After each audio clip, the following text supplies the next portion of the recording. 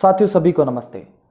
साथियों अभी पिछले सप्ताह से कुछ वीडियो मैंने हमारे सनातनी भाइयों ने किस प्रकार मजार को तोड़कर वहां यज्ञशाला बनाई, किस प्रकार पीर का सफाया कर दिया और दोबारा से अपनी वैदिक मान्यताओं को स्थापित करते हुए, दोबारा से यज्ञकुंड की स्थापना करते हुए, यज्ञवेदी की स्थापना करते हुए पुनः अपनी सनातन परंपराओं को जानने का प्रयास किया, जनाने का प्रयास किया।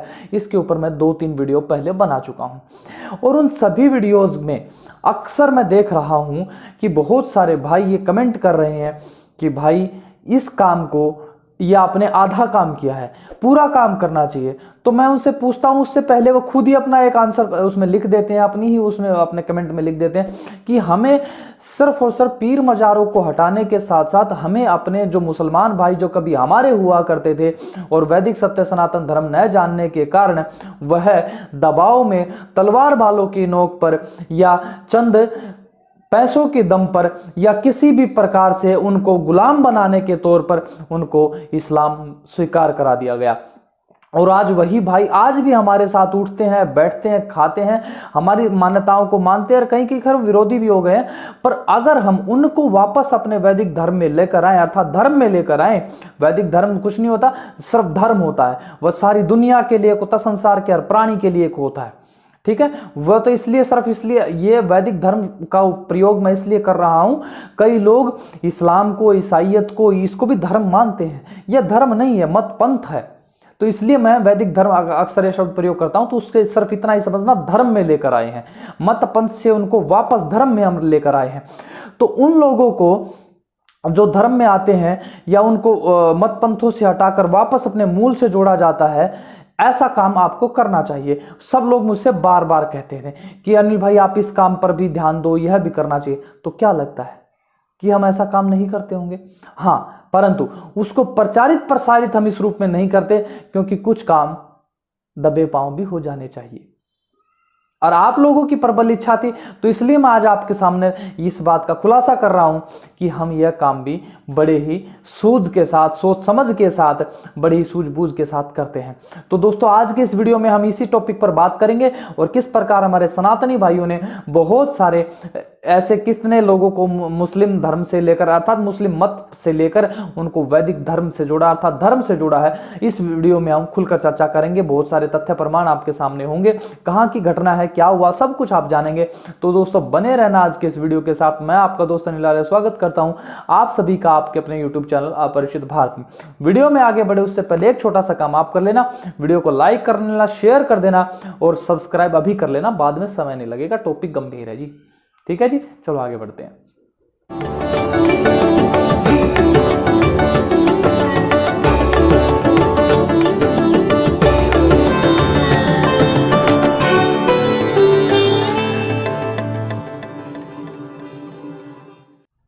तो साथियों घटना है हरियाणा की। हरियाणा में एक जनपद पड़ता है जींद और जींद जनपद में एक कस्बा पड़ता है नरवाना। और उस नरवाना क्षेत्र में एक गांव पड़ता है धमतान साहिब।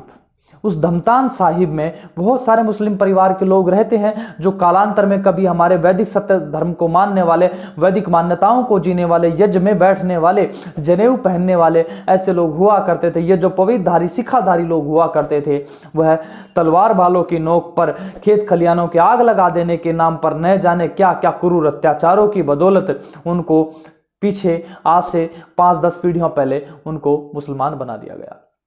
वह सारे के सारे हमारे बीच रह रहे थे और उनको बार बार, क्योंकि रह तो हमारे साथ रहे थे और उनका पूरे गांव में इस प्रकार का कोई सहयोग नहीं था, कोई मस्जिद नहीं थी, इस प्रकार की कोई रूपरेखा नहीं थी। तो अधिकतम अगर वह 100 मान्यताओं को मानते तो 98 मान्यताएं उनकी आज भी वैदिक धर्म वाली ही थी। आज भी हमारी मान्यताओं को मान रहे थे, सिर्फ और सिर्फ एक मान्यता को छोड़कर कि उन्होंने अपने मुर्दे को गाड़ना प्रारंभ कर दिया था। बाकी सभी उनके नाम, किसी का नाम सतवीर है, किसी का नाम अंश है, ये सारे के सारे नाम रख रहे थे।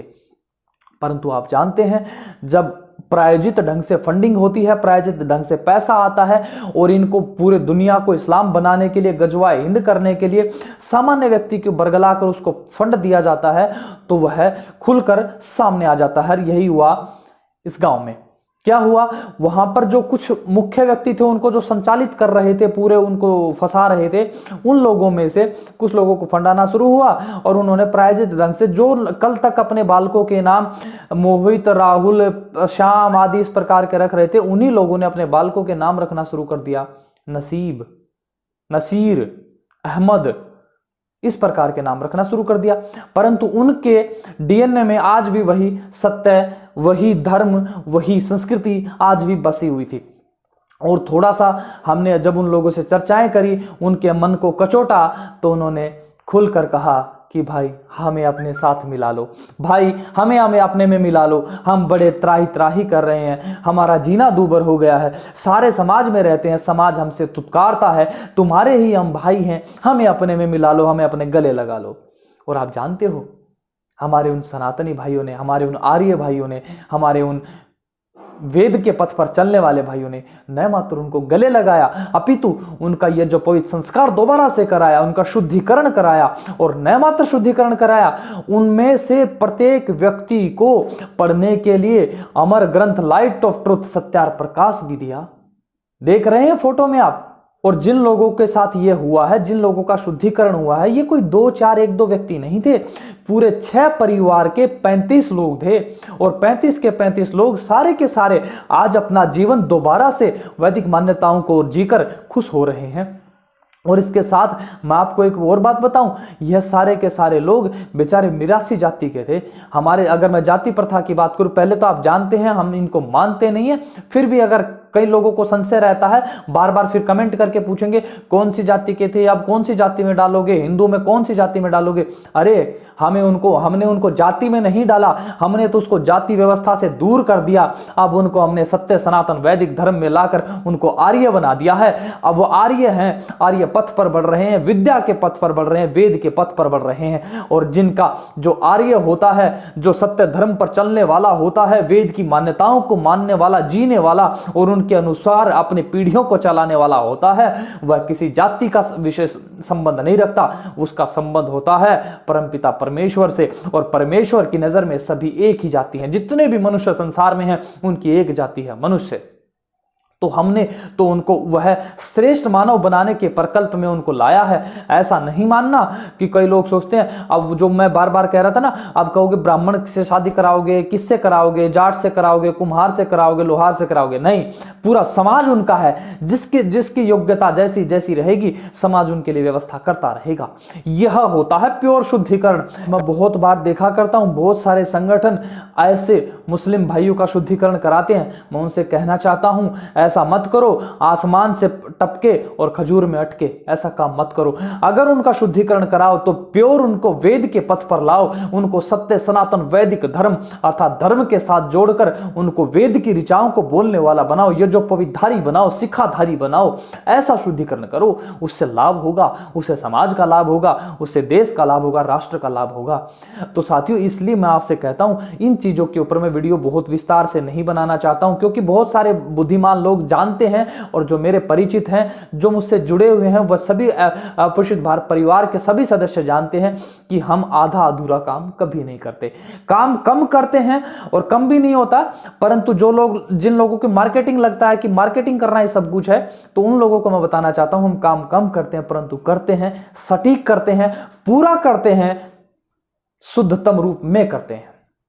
तो इसलिए मैं आप सभी के बीच ऐसे वीडियो कम बनाता हूं।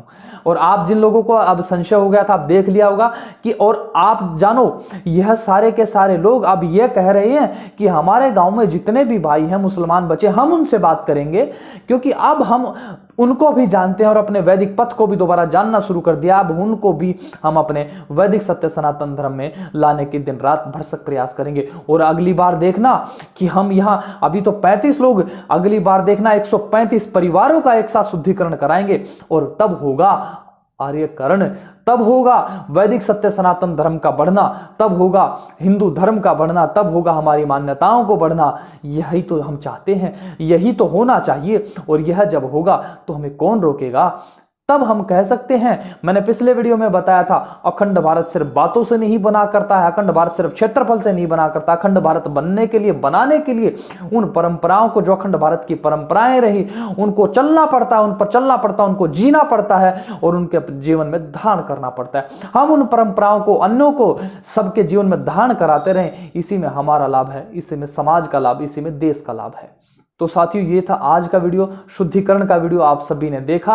अगर आप सभी को वीडियो अच्छा लगा तो वीडियो को लाइक करना, शेयर करना और चैनल को सब्सक्राइब जरूर करना।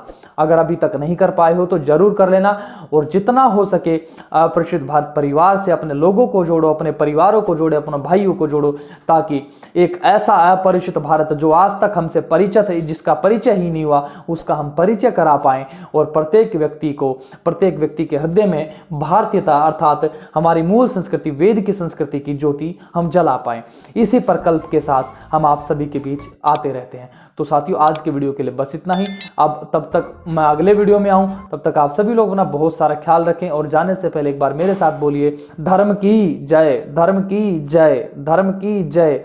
मर्यादा पुरुषोत्तम श्री रामचंद्र जी की जय, धर्म संस्थापक श्री कृष्णचंद्र जी की जय। सभी को नमस्ते जी।